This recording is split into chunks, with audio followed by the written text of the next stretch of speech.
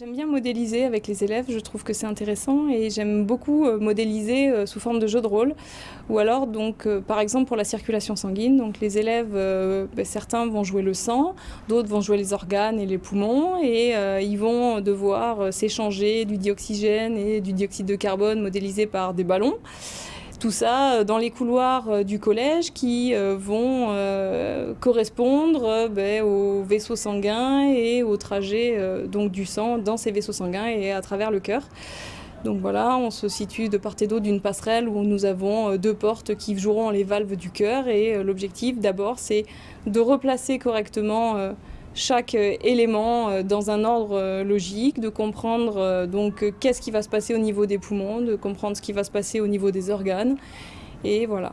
Donc, il modélise. Donc, d'abord, on réfléchit à la mise en scène. Ensuite, on enregistre. Et après, une fois qu'on a enregistré, il faut faire un doublage. Donc, mettre une voix. Ils doivent écrire le texte de ce qu'ils ont fait, que l'on va mettre en doublage de la vidéo pour rendre la vidéo explicative. Alors, l'organisation du travail en îlot, il est venu d'un constat. En fait, on a travaillé avec les troisièmes sur un documentaire collaboratif avec toute la classe. Et on a fait le constat, eux et moi, parce que je leur ai demandé de me dire un petit peu leur vécu, qu'il manquait justement des responsabilités. Donc, il manquait... des rôles, qu'ils avaient l'impression le travail avait été fait plusieurs fois, qu'ils ne s'étaient pas concertés, qu'on ne savait pas qui devait faire quoi. Donc on a mis ça en place et là je me suis inspirée des travaux de mon collègue Rémi Massé, qui est donc en Dordogne, je crois que vous allez voir aussi, qui lui travaillait sur des îlots ludifiés. Donc je me suis inspirée de son travail pour faire mes propres fiches. Et je trouve que ça fonctionne très bien. Enfin, moi, j'en suis contente. Ils ont vraiment accueilli les fiches d'îlots ludifiés avec un grand bonheur dans toutes les classes. Alors, le premier rôle, c'est le rôle du détective qui va être, lui, responsable des recherches.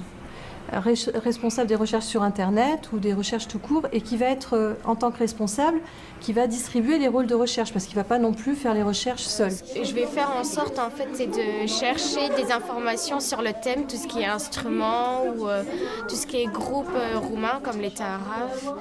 Et nous, dans le spectacle qu'on va faire, c'est moi avec Ambre. On va danser pendant que Maëlys et Camille, elles vont chanter. Et après, on va faire l'inverse. Il peut être assisté par un greffier parce qu'en fait, il y a 6 rôles possibles, mais ils sont parfois que 4 ou 5. Et s'il y a 6 rôles possibles, c'est pour que chacun puisse trouver un peu chaussure à son pied. Donc, il peut être assisté du greffier qui va être un petit peu celui qui va prendre des notes. Des élèves qui ne sont pas forcément à l'aise avec l'oral, mais qui vont être plus à l'aise avec un traitement de texte, avec l'écrit, et qui vont pouvoir prendre des notes, être un petit peu le secrétaire de l'îlot. Alors moi je suis greffier, je note toutes les informations du détective qu'elle a trouvé sur Internet ou chez elle. Et voilà. Le gardien, donc là c'est un rôle important puisque là... alors ça c'est mon idée d'associer le gardien du temps, qui est un rôle connu, avec le gardien du niveau sonore. Donc il est un petit peu responsable aussi de gérer, d'écouter ce qui se passe dans la classe et de rétablir le niveau chuchotement qui va bien pour travailler. Et puis il va avoir aussi un rôle de médiateur, c'est-à-dire qu'en cas de désaccord dans l'îlot, c'est lui qui va un petit peu... aider les uns et les autres à se mettre d'accord.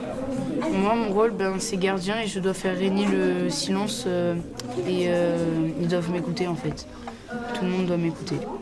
Alors l'agent secret, c'est un rôle mobile, c'est-à-dire que là, c'est un élève qui va pouvoir aller voyager d'îlot en îlot, voir ce qui se fait, voir ce qu'ont fait les autres. Alors il a le droit de voler des informations, c'est un rôle subversif qui plaît beaucoup aux élèves agités, hyperactifs, qui ne tiennent pas en place. Alors quand on leur dit qu'il faut aller voler des renseignements et qu'on a le droit de bouger dans la classe, alors là, ils voulaient tous être agents secrets au départ d'ailleurs. Et souvent c'est des élèves qui ont besoin de bouger, qui prennent ce rôle.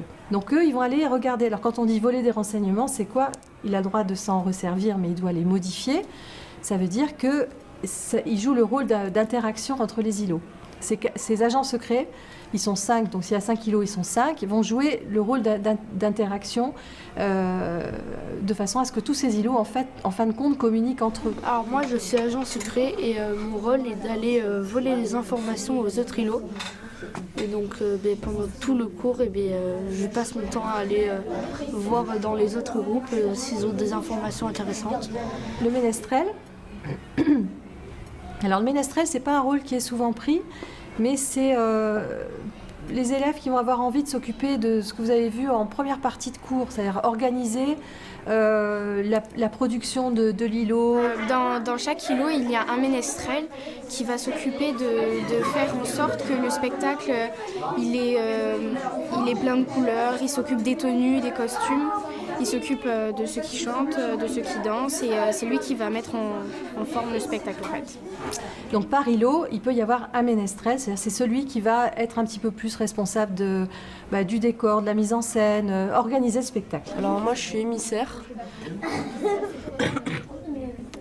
Et moi, la prof elle va nous dire de quoi faire sur tout l'îlot, savoir ce qu'on doit composer, les choix artistiques aussi qu'on peut commencer à faire.